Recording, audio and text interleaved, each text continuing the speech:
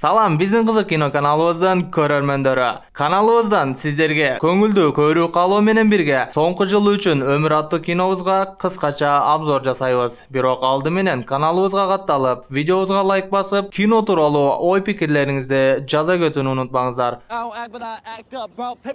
Бул кинонун кызыктуу жагы Дэрон аттуу башкы каармандын атасы баласын мыкты атул болуп жетилүүсү үчүн аны күндө машыктырып, ал тургай жылдыкта планын куруп койгон эле. Баласы да атасынын ишенимин актайын деп жакшы окуйт, жакшы жыйынтыктар көрсөтөт. Бир күнү белгилүү рэпер ырчы алардын шаарына концерт коюп келет. Анын концертине достору менен барып, бирок кире албай калышат. Кандай да бир айласын таап, киргилери келип, арт жагына жашыруун өтүшөт. Караса, ал жактан да бир чачы көк түстөгү кыз да жашырынып кирип жаткан экен. Ал менен таанышымыш болгондо, охрана байкап калып, аларды ошол жерден кууп чыгат. Ошол түнү атасынын тапшырмасы менен Гарвардга өтүнүч таштап, анын арты менен жанагы кызды соцсеттерден издеп көрөт, бирок таба албайт. Эртеси күндөгүдөй эрте менен жүгүрүүгө чыгат. Жолдо бир кафешкадан жанагы издеген чачы көк кызды көрүп калат.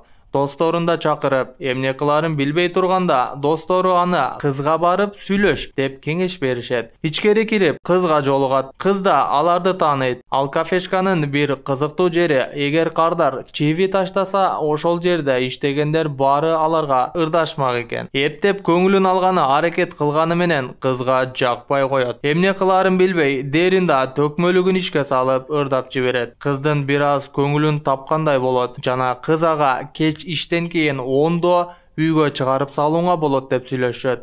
Кечке бала машина менен келет. Бирок кыз жакын жашаган үчүн жөө жүрүшөт. Ана мына дегенде кыздын үйүнө келип калышат. Дэрон ошол кезде кызды чыныгы жолугушууга чакырат. Кыз болсо бир аз наздангансыганы менен ишенби күнү жолугушууга макулдашат. Кычагансып, апта соңу атасы да Гарвард университетинин кабылдоо бөлүмүнүн башчысы менен жолугууга келишип койгон экен. Деген менен влюбленный волк не хищник дегендей, кыз менен жолугушууга да атасы айткан жака да жетишет. Бирок бир аз кечип келет. Атасына бул анык жакпады. Дэронде Даке деп коелу. Даке күндө ар түрдүү шылтоолор менен кызды жолугушууга чакырат. Мамилелери чындала баштайт. Бир күнү экөө чогуу келе жатканын атасы көрүп калат. Атасы баласына Гарвардга окууга түшүп, мыкты инсан болуп жетилүүң керек, бул жолдо курбандык керек деп шылтоолоп кызды таштоосун айтканы менен Дакенин мындай ою жок. Бир күнү кызын узатып жатып, сусадым деген шылтоо менен үйүнө кирет. Ооба, күтүп жатканыңыздардай окуя болор кезде кыз өзүн алып качат. Себеби анын ашып барса, 1 жыл гана өмүрү калган болчу. Бул нерседен Даке эмне кыларын билбей калат. Достору менен эч ким жок жерде ичиндегини айтып кыйкырып алышат. Анан атасынын ага бардык нерсени пландаштырып жашаш керек деген сөзүнүн таасирленип, кызына барып акыркы жылдарын бирге өткөргүсү келгенин жана баарын бактылуу өткөрүү үчүн планда түзөрүн айтып, кызды эптеп көндүрөт. Бул планда акыркы убактарын көңүлдүү өткөрүү үчүн ар кандай нерселерди жасоо каралган эле. Мисалга алсак, үй сатып алуу, коллежди аяктоо, права сатып алуу деген сыяктуу. Албетте чындап баарын сатып алышпаса да, дагы бир күнү Дакенин үнүн жаздыруу үчүн бир студияга келишет. Бирок Даке өзүн көрсөтө албайт. Ошондо кызы анын бир аз намысына тийип урушат. Бала ошодон кийин ачылып, төкмөлүгү кайра жанданат. Эртеси план боюнча Изабеллага үйлөнүү сунушун жасамак. Албетте, өмүрү аз калган кызга бул сунуш башкача пикир калтырарлык иш. Кызга бул анык жакпайт. Убакыт өтүп жатты. Бир күнү Гарвардтан Дакеге таштаган өтүнүчү күтүүдө экени, аныгыраагы өтпөй калганы жөнүндө кагаз келет. Кызы да күндөн күнгө алсырап бара берет. План боюнча кийинки иши Изабелланы ата-энеси менен тааныштыруу эле. Атасына жакпаган менен баары бир бул таанышуу болот. Жана тамак үстүндө ачык-ачык кызга балама туура келбейсиң дегендей сөз айтканда, Даке да чыдай албай Гарвардга окууга өтө албаганын айтат. Атасы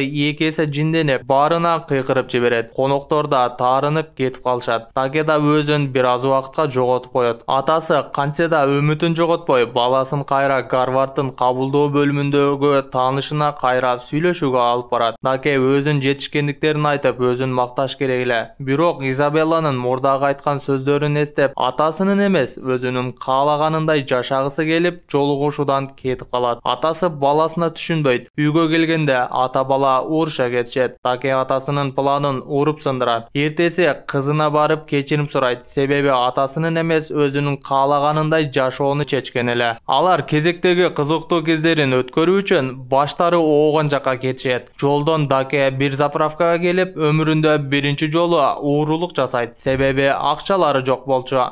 Ошентип башка шаарга барышат. Акча табуу максатында көчөдө ырдап жатканда бирөө акча ордуна тамек сыяктуу наркотика таштап кетет. Аны Даке чегип алып, өзүнчө башка ааламда жүргөндөй эле. Ошол түнү экөө тең жакшы көргөн реперлеринин концертине барышат. Ал жактан кыз күзөтчүлөрдү алдап, баланы болсо жанагы жаздырган ырын реперге сунуштап көр дейт. Бирок бул пландары ойдогудай болбойт. Бала өзүнүн ырын сунуштай албай калат. Эртеси Даке кызынын таштап кеткен апасын таап, аны менен сүйлөштүрүү үчүн алып барат. Бирок ал аялдын башка үй бүлөсү болгон үчүн кыз экөө сүйлөшө электе аны кет деп кууп жиберет. Кыз бул нерседен өтө катуу капа болуп, жинденип, нерв болуп, эсин жоготуп коет. Өзүнө келгенде өз үйүндө ойгонот жана доктор менен Дакенин сүйлөшкөнүн угуп калат. Анда анын өмүрү азайгандан аз калганын айтып жаткан. Бул нерсени билдирбегени менен Даке да өтө катуу чөгүп кеткен болчу. Жанагы студияга барып кайра ыр жаздырат. Бул жолу баарын жүрөктөн ырдайт. Ырды кызына белек кылганы келгенде кыздын иштен кан кетип, эсин жоготконун көрөт. Анын денесинин баарын рак оорусу чулгап алганын жана көпкө барбасын угуп, ооруканада жиндилик көрсөткөн Дакеге бул нерсени кабыл алуу оорго турат. Бир аптадан кийин Изабелланын апасы